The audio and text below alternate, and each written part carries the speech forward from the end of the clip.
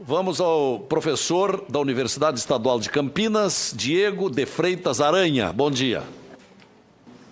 Bom dia. Eu agradeço pelo convite, cumprimento os membros da mesa.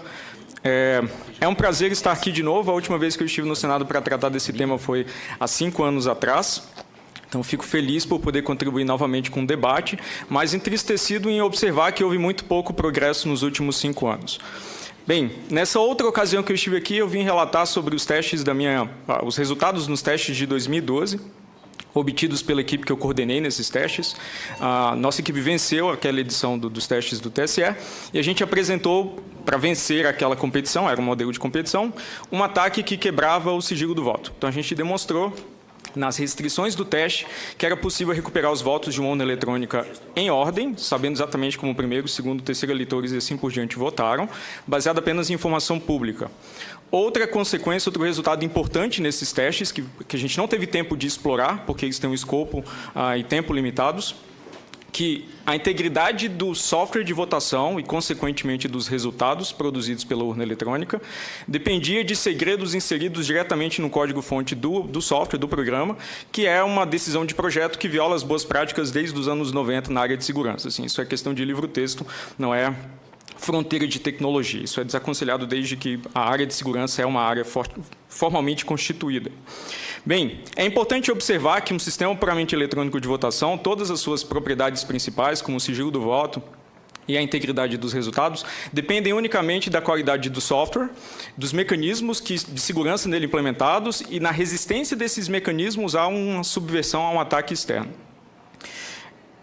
Portanto, esses sistemas são especialmente vulneráveis ao que a gente chama de fraude interna. Um programador mal intencionado que, de repente, trabalha no tribunal e tem acesso privilegiado ao sistema e está na posição também privilegiada para montar uma fraude em larga escala, talvez indetectável se ele for sofisticado o suficiente. Esse tipo de abordagem de fraude interna não pode ser exercitada nos testes de segurança do TSE.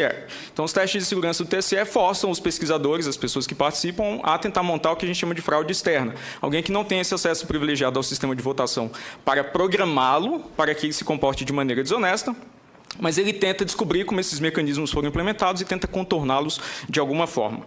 Então, eu coordenei novamente uma equipe em 2017 nos testes de segurança, equipe composta por Pedro Iossis, Caio Luders, Tiago Cardoso e Paulo Matias, de diferentes estados do Brasil, e a gente novamente obteve resultados muito, como que eu posso dizer, com muito sucesso nos testes, né? Sucesso para a equipe, não exatamente para o TSE. E foi dito aqui que esses testes ocorrem em condições particulares. Isso é fato. As condições de trabalho de pesquisadores nos testes do TSE são tipicamente piores do que um fraudador teria na prática. Eu vou listar algumas das restrições. A gente tinha, por exemplo, 4 dias para observar o código-fonte, que tem mais de 10 milhões de linhas de código, algo que é impossível de qualquer humano fazer num prazo tão curto. A gente tinha 4 dias para montar ataques contra o sistema. Eu imagino que um fraudador não precisa obedecer restrições de tempo tão rigorosas. A gente tinha inicialmente apenas um computador para a equipe poder usar, então a gente teve que solicitar mais computadores, o que demanda, no ambiente dos testes, burocracia, solicitar autorização para entrada de software que era do nosso domínio para poder utilizar dentro dos testes, autorização para instalar aquele software nos computadores fornecidos pelo TSE. No total, a gente preencheu múltiplas instâncias de mais de 8 tipos diferentes de formulários. Isso só para funcionar durante os testes. Então, durante os testes, você perde muito tempo lidando com as restrições dos próprios testes e não exatamente montando os ataques e tentando analisar a segurança do sistema, como é o objetivo original.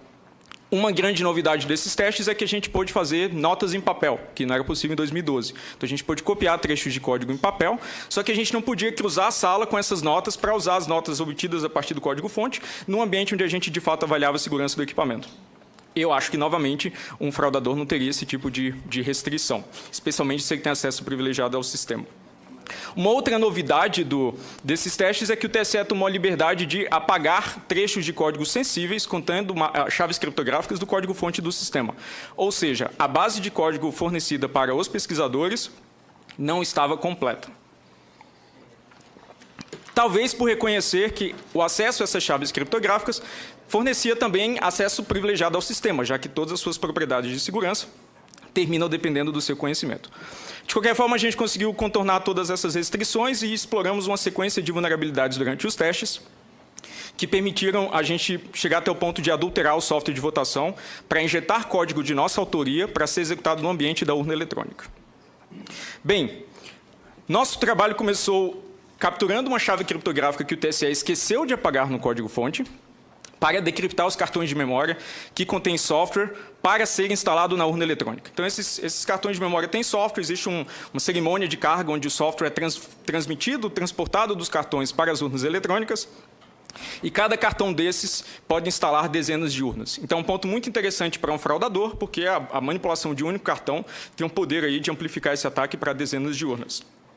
A gente, de posse dessa chave criptográfica, que a gente memorizou e copiou trecho a trecho para o ambiente de testes, porque a gente não podia fazer notas em papel, nós conseguimos revelar o conteúdo desses cartões de memória, tendo acesso, aí, portanto, aos mecanismos de segurança e de proteção de integridade do software de votação nele implementado.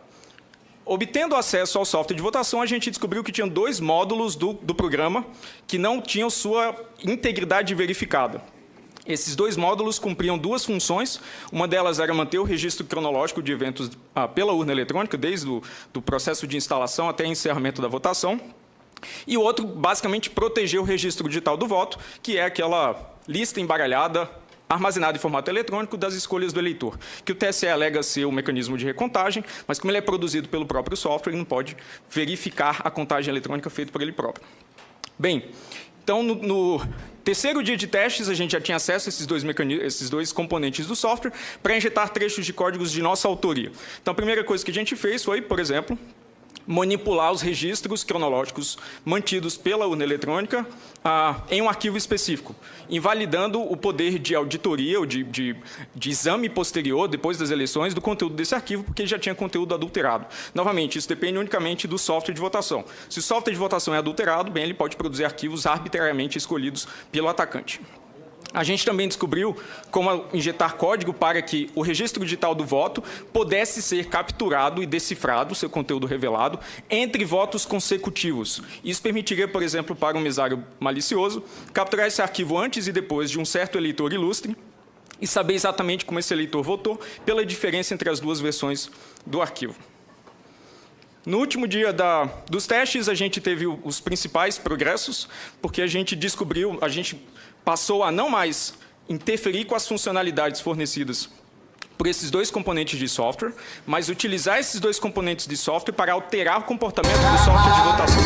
Uma das coisas que a gente fez na tarde do último dia de testes foi alterar mensagens de texto que são exibidas para o eleitor durante a votação para fazer propaganda para um certo candidato. Novamente, se a gente tinha acesso ao software de votação para introduzir comandos nossos, ele podia se comportar exatamente como a gente queria. Então, uma forma muito fácil e evidente de mostrar que a gente tinha controle sobre o software de votação é alterar uma mensagem visível para o eleitor. A gente também fez bastante progresso na direção de desviar votos de um candidato para outro. A gente chegou a ter uma versão do ataque pronta e funcional nas nossas máquinas, nas máquinas onde a gente estava trabalhando. Mas a gente não teve tempo de testar essa versão do ataque na urna eletrônica, porque nos testes, todas as nossas tentativas de ataque demoravam em 40 minutos para você instalar a urna, rodar todas as rotinas de autoteste, reiniciar novamente, dar início a uma votação. Então, todos esses procedimentos tomam muito tempo do investigador, né, que, novamente, não necessariamente é restrito no caso de um fraudador minimamente habilidoso. Não é exatamente uma surpresa que o software de votação tem essas vulnerabilidades, no sentido de que todo software é intrinsecamente vulnerável. É exatamente por isso que a gente não deve confiar resultados de eleição incondicionalmente a software de votação, ou a software. Não. É por isso que é importante ter um outro comprovante físico, o registro físico do voto, que permita ao eleitor, que não tem treinamento especializado, auditar se o voto específico dele, as escolhas que ele decidiu inserir no equipamento, são registradas corretamente em uma outra mídia, para que essa outra mídia sirva para auditoria, a recontagem, dependendo dos procedimentos eleitorais. Isso não é a minha opinião pessoal, esse é o entendimento da comunidade técnico-científica internacional, e isso segue exatamente a experiência de todos os outros países que implantaram o voto eletrônico em algum momento. Não há outro país no mundo que utilize ainda sistemas de votação puramente eletrônicos, baseados em máquinas de votar. Todos eles já migraram para sistemas que fornecem maior transparência, usando um registro físico do voto. A gente pode debater aqui por uma semana qual a melhor forma de implementar esse registro, qual a melhor forma de integrá-lo no sistema brasileiro, mas eu não considero a presença de um registro físico que seja negociável. É simplesmente um requisito básico para a transparência. Em épocas de política e eleições cada vez mais polarizadas, que a gente vai ter vitórias cada vez mais apertadas, não pode haver uma dúvida, uma indecisão sobre qual o resultado correto e acurado das nossas eleições.